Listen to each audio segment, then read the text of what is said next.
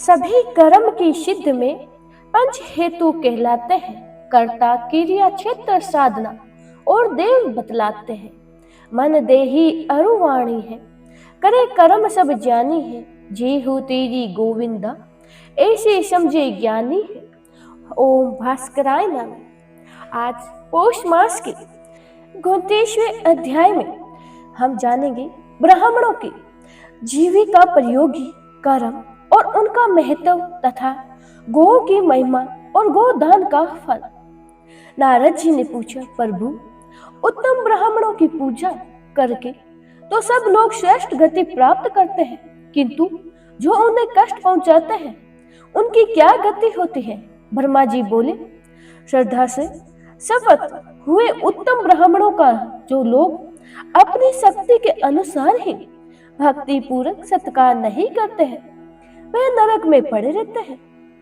जो क्रोध पूर्वक कठोर शब्दों में ब्राह्मण की निंदा करके उसी द्वार से हटा देते हैं, वे अनंत ही घोर महारोग एवं कुछ नरक में पड़े रहते हैं तथा नरक से निकलने पर कीड़े होते हैं। उससे छूटने पर भी चंडाल योनि में जन्म लेते हैं। फिर रोगी एवं दरिद्र होकर भूख से पीड़ित होते हैं। अतः भूख से पीड़ित होकर घर पर आए हुए ब्राह्मण का कभी अपमान नहीं करना चाहिए।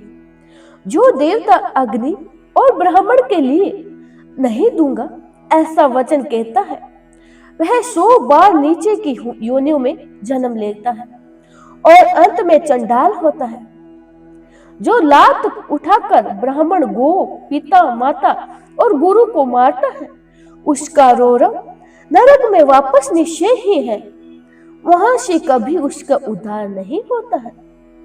यदि पुण्यवश जन्म हो भी जाए तो वह पंगु होता है, अतः वह विकलांग और ऐसे कुछ अंधा काना ऐसे होता है। उसके शरीर में कुछ ना कुछ ऐसी कमी होती है जिससे पता चलता है कि इसने पिछले जन्म में बहुत ही ज्यादा पाप किए हैं। साथ ही अनंत दीन, विषयग्रस्त और दुख शोक से पीड़ित रहता है। इस प्रकार 3 जन्मों तक कष्ट भोगने के बाद ही उसका उद्धार होता है। जो पुरुष मुक्को, तमाचों और कीलों से ब्राह्मणों को मारता है, वह एक कल्प तक तापन और रोवर नामक घोर नरक में निवास करता है और पुनः जन्म लेने पर कुत्ता होता है। उसके बाद चंडाल योनि में जन्म लेकर दरिद्र और उदर शूल से पीड़ित होता है। माता, पिता, ब्राह्मण, स्नातक, तपस्वी और गुरुजनों को क्रोध पूर्वक मारकर मनुष्य दीर्घ काल तक कुफी पाक नरक में पड़ा रहता है। इसके बाद वह कीट योनि में जन्म लेता है।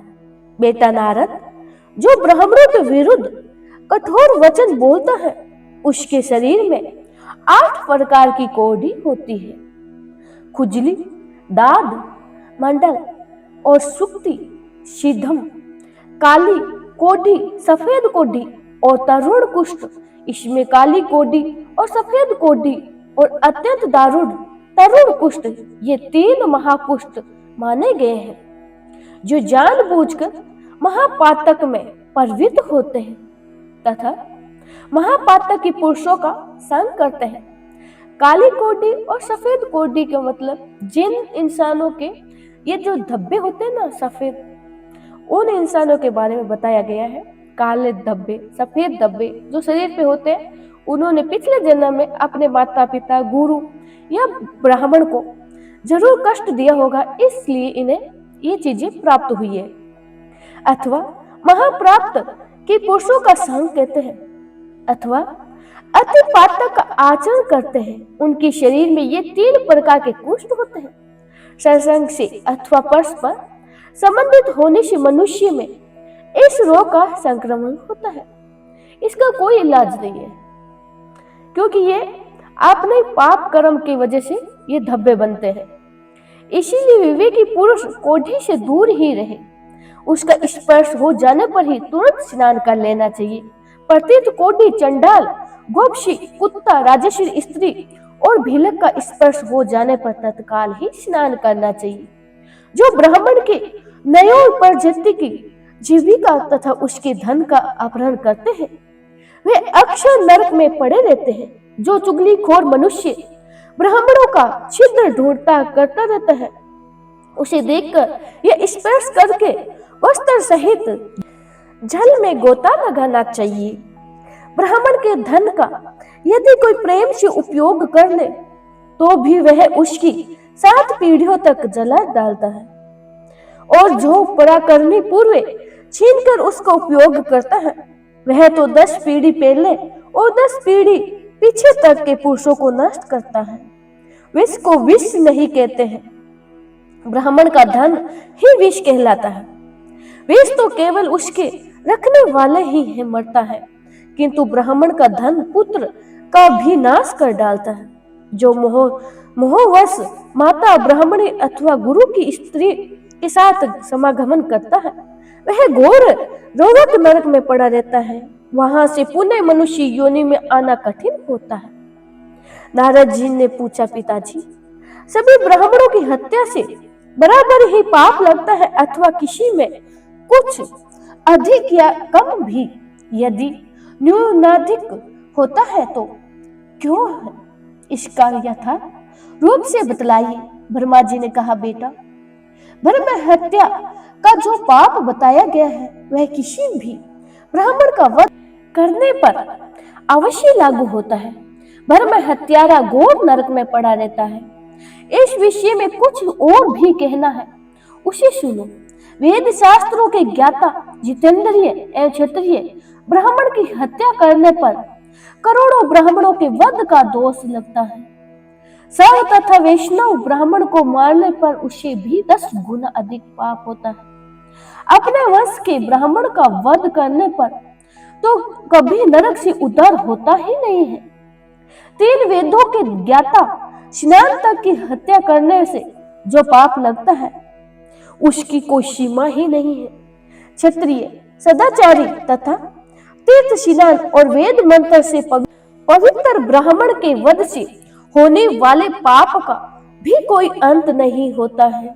यदि किसी के द्वारा अपनी बुराई होने पर ब्राह्मण स्वयं भी 100 वर्ष प्राण त्याग दे तो वह बुराई करने वाले मनुष्य ब्रह्म हत्यारा ही समझा जाता है। कठोर वचनों और कठोर वार्तालाप से पीड़ित एवं दंडित हुआ ब्राह्मण जिस अत्याचारी मनुष्य का नाम ले लेकर अपने प्राण त्यागता है उसे सभी ऋषि मुनि देवता और ब्राह्मण वत्ताओं के ब्रह्म हत्यारा बताया गया है। ऐसी हत्या का पाप उस देश के निवासियों तथा राजा को भी लगता है।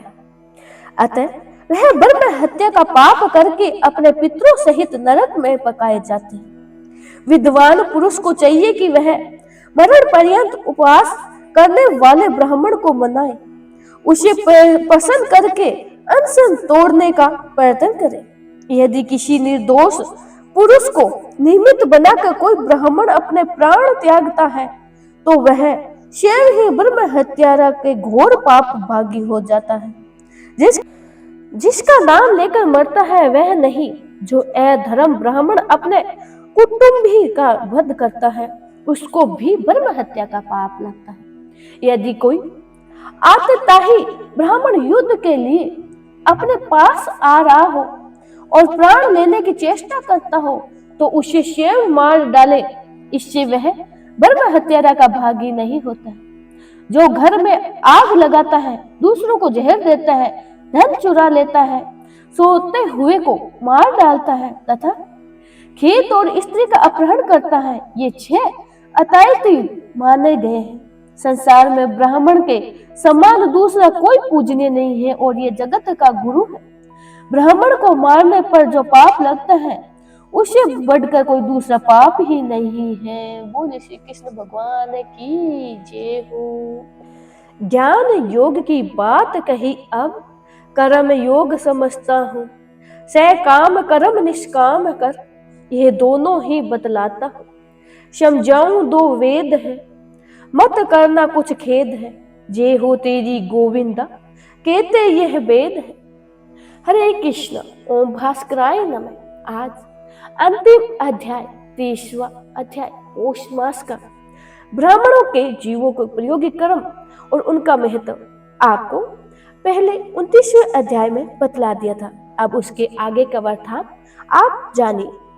नारद जी ने पूछा, सूरश्रेष्ठ पाप से दूर रहने वाले धीरज को किस वृत्ति का आश्रय लेकर जीवन निर्वाह करना चाहिए, इसका यथार्थ वर्णन कीजिए। ब्रह्मा जी ने कहा, बेटा, बिना मांगे मिली हुई भिक्षा उत्तम वृत्ति बताई गई। उच्च वृत्ति उससे भी उत्तम है। वह सब प्रकार की वृत्तियों में श्रेष्ठ और कल्याणकारिणी है। श्रेष्ठ मुनि गण उच्च वृत्ति का आश्रय लेकर ब्रह्मा पद को प्राप्त होते हैं। यज्ञ में आए हुए ब्राह्मण को यज्ञ की समाप्ति हो जाने पर यजमान से जो दक्षिणा प्राप्त होती है वह उसके लिए ग्रहावर्तित है। दिवसों को पढ़ाकर या यज्ञ कराकर उसकी दक्षिणा लेनी चाहिए। पठन पाठन तथा उत्तम मांगलिक शुभ कर्म करने के भी उन्हें दक्षिणा ग्रहण करनी चाहिए। यदि ब्राह्मणों की जीविका है, दान लेना उनके लिए अंतिवर्तित है। उसमें जो शास्त्रों के द्वारा जीविका चलाते हैं वे धन्य है। वृक्ष और लताओं के सहारे जिनकी जीविका चलती है वे भी धन्य है। ब्राह्मणोचित वर्तित के अभाव में ब्राह्मणों को क्षत्रिय वर्तित से जीवन निवारण करना चाहिए। उस अवस्था में न्याय युक्त युद्ध का अवसर उपस्थित होने पर भी युद्ध करना उनका कर्तव्य है। उन्हें उत्तम वीर वर्त का आचरण करना चाहिए। ब्राह्मण क्षत्रिय वर्तित के द्वारा राजा से जो धन प्राप्त करता है वह श्राद्ध और यज्ञ आदि में दान करने के लिए पवित्र माना गया है। उस ब्राह्मण को सदा पाप से दूर रहकर वेद और धनुर्वेद दोनों का अभ्यास करना चाहिए। जो ब्राह्मण नयाच्युत युद्ध में सम्मानित होकर संग्राम में युद्ध का सामना करता है वह मारा जाता है। वे वेद पाठी के लिए भी दुर्लभ परम पद को प्राप्त होता है। धर्म युद्ध का जो पवित्र वृत्तांत है उसका यथार्थ वर्णन सुनो। धर्म युद्ध करने वाला योद्धा सामने लड़ते हैं, कभी कायरता नहीं दिखाते हैं, तथा जो पीठ दिखा चुका हो, जिसके पास कोई हथियार न हो और जो युद्ध भूमि से भाग जाता हो, ऐसे शत्रु के पर पीछे की ओर से प्रहार नहीं करते हैं। जो दुराचारी सैनिक विजय की इच्छा से डरपोक युद्ध से विमुख प्रतीत मूर्छित असत शुद्ध स्वीति प्रिय और शरणागत शत्रु को युद्ध में मार डालते हैं वह नरक में पड़े रहते हैं। ये क्षत्रिय वर्तित सदाचारी पुरुषों द्वारा प्रशंसित है। इसका आश्रय लेकर समस्त क्षत्रिय स्वर्ग लोक को प्राप्त करते हैं। धर्म युद्ध में शत्रु का सामना करते हुए मृत्यु को प्राप्त होना क्षत्रिय के लिए शुभ है। वह पवित्र होकर सब पापों से मुक्त हो जाता है और एक कल्प तक स्वर्ग लोक में निवास करता है। उसके बाद सार्वभौमी राजा होता है। उसे सब प्रकार के भोग प्राप्त होते हैं और उसका शरीर निरोग और कामदेव के समान सुंदर होता है। उसके पुत्र धर्मशील सुंदर समृद्धिशाली होते हैं और पिता की रुचि के अनुकूल चलने वाले होते हैं। इस प्रकार कर्म 7 जन्मों तक वह क्षत्रिय का उत्तम सुख का उपयोग करते हैं। इसके विपरीत जो अनन्य पूर्वक युद्ध करने वाले हैं उन्हें चिरकाल तक नरक में निवास करना पड़ता है। इस तरह ब्राह्मणों को श्रेष्ठ क्षत्रिय वर्तित का सहारा लेना चाहिए, उचित है। उत्तम ब्राह्मण आपत्ति काल में वैश्य वर्तित से व्यापार एवं खेती आदि से जीविका चला सकता है, परंतु उसे चाहिए कि वह दूसरों के द्वारा खेती और व्यापार का काम कराए। स्वयं ब्राह्मणोचित कर्म का त्याग ना करे। वैश्य वर्तित का आश्रय लेकर यदि ब्राह्मण झूठ बोले या किसी वस्तु की बहुत बढ़ा चढ़ा कर प्रशंसा करे तो वह दुर्गति को प्राप्त होता है। भीगे हुए द्रव्य के व्यापार से बचा रहकर ब्राह्मण कल्याण का भागी होता है। तोल में कभी असत्य पूर्व बर्ताव नहीं करना चाहिए, क्योंकि तुला धर्म पर ही प्रतिष्ठित है। जो तराजू पर तोलते समय छल करता है वह नरक में पड़ा रहता है। जो द्रव्य तराजू पर चढ़ाए बिना ही बेच जाता है उससे भी झूठ कपट का त्याग करना चाहिए। इस प्रकार मिथ्या वार्तालाप नहीं करना चाहिए, क्योंकि मिथ्या व्यवहार से पाप की उत्पत्ति होती है। सत्य से बढ़कर धर्म और झूठ से बढ़कर कोई दूसरा पाप नहीं। अतः सब कार्यों में सत्य को ही श्रेष्ठ माना गया है। यदि एक और 1000 अश्वमेध यज्ञों का पुण्य और दूसरी ओर सत्य को तराजू में रखे और तोला जाए तो 1000 अश्वमेध यज्ञों की अपेक्षा सत्य का ही पलड़ा भारी होता है। जो समस्त कार्यों में सत्य बोलता है और मिथ्या का परित्याग करता है, वह सब दुखों से पार हो जाता है और अक्षय स्वर्ग का उपयोगी करता है।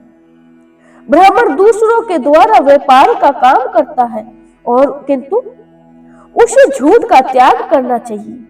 उसे चाहिए कि जो मुनाफा हो उसमें पहले तीर्थ में दान करे, जो शेष बचे उसका स्वयं उपयोगी करे। यदि ब्राह्मण वर्णित जाति वर्तित न्यायपूर्वक उपजातित किए हुए धन को पितरों, देवताओं और ब्राह्मणों के निमित्त यत्न पूर्वक दान देता है तो उसे अक्षय फल की प्राप्ति होती है। वर्जित लाभकारी व्यवसाय किंतु दो उनमें बहुत बड़े दोष आ जाते हैं, लोभ ने छोड़ना और झूठ बोलकर माल बेचना। विद्वान पुरुष इन दोनों दोषों का परित्याग करके धनोपार्जन करे। व्यापार में कमाए हुए धन का दान करने से वह अक्षय फल का भागी होता है। नारद, पुण्य कर्म में लगे हुए ब्राह्मण को इस प्रकार खेती करनी चाहिए कि वह आधे दिन दोपहर तक 4 बैलों को हल से जोते और 4 के अभाव में 3 बैलों को भी जोता जा सकता है। बैलों से इतना काम ना ले कि उन्हें दिन भर विश्राम करने का मौका भी ना मिले। प्रतिदिन बैलों को चोर और व्याघ्र आदि से रहित स्नान में जहाँ की घास काटी न गई हो ले जाकर चराए, उन्हें यथेष्ट घास खाने दें और स्वयं उपस्थित रहकर उन्हें खाने पीने की व्यवस्था करें। उनके रहने के लिए गौशाला बनवाए जहाँ किसी प्रकार उपद्रव ना हो। वहां से गोबर, मूत्र और बिखरी हुई घास आदि हटाकर गौशाला को सदा ही साफ रखें। गौशाला संपूर्ण देवताओं का निवास स्थान है, अतः वहां कूड़ा नहीं फेंकना चाहिए। विद्वान पुरुषों को उचित है कि वह अपने शयन गृह के सामने गौशाला को साफ रखें, उसकी फर्श को समतल बनाए रखें तथा यत्न पूर्वक ऐसी व्यवस्था करें जिससे वह सर्दी, हवा और धूल कंकड़ से बचावे और गौ को अपने प्राणों के समान समझे। उनके शरीर को अपने ही शरीर तुल्य माने। अपने देह में जैसे सुख दुख होते हैं वैसे ही गौ के शरीर में भी होते हैं। ऐसा समझकर गौ के कष्टों को दूर करके और उसे सुख पहुंचाने की चेष्टा करे। जो इस विधि से खेती का काम करता है वह बैलों को जोतने के दोष से मुक्त और धनवान होता है। जो दुर्लभ रोगी, अत्यंत छोटी अवस्था के और अधिक बूढ़े बैल को काम में लेते हैं, उसे कष्ट पहुंचाते हैं, उसे गो हत्या का पाप लगता है। जो एक और दुर्लभ और दूसरी और बलवान बैल को जोड़कर उनसे भूमि का जुतवाता है, उसे गो हत्या के समान पाप का भागी होना पड़ता है। इसमें तनिक भी संदेह नहीं है। जो बिना चारा खाए खिलाए ही बैल को हल जोतने के काम में लगा लेता है तथा घास खाते और पानी पीते हुए बैल को मोहवश हाँक देता है, वह भी गो हत्या के पाप का भागी होता है। अमावस्या, संक्रांति तथा पूर्णिमा को हल जोतने से 10,000 गो हत्या का पाप लगता है। जो उपयुक्त तिथियों को गो के शरीर में सफेद और रंग बिरंगे रचना करके काजल, पुष्प और तेल के द्वारा उनकी पूजा करता है, वह अक्षय स्वर्ग का सुख भोगता है। जो प्रतिदिन दूसरों की गाय को भी मुट्ठी भर घास देता है, उसके समस्त पापों का नाश हो जाता है तथा वह अक्षय स्वर्ग का उपयोग करता है। जैसे ब्राह्मण का महत्व है वैसे ही गौ का भी महत्व है। दोनों की पूजा का फल समान ही है। विचार करने पर मनुष्य में ब्राह्मण प्रधान है और पशुओं में गौ। बोलिए गौ माता की जय हो। पौष मास समाप्त हुआ। और कल से आप हमारे चैनल में माघ मास की कथाएं जरूर सुने। जय श्री कृष्ण, राधे राधे।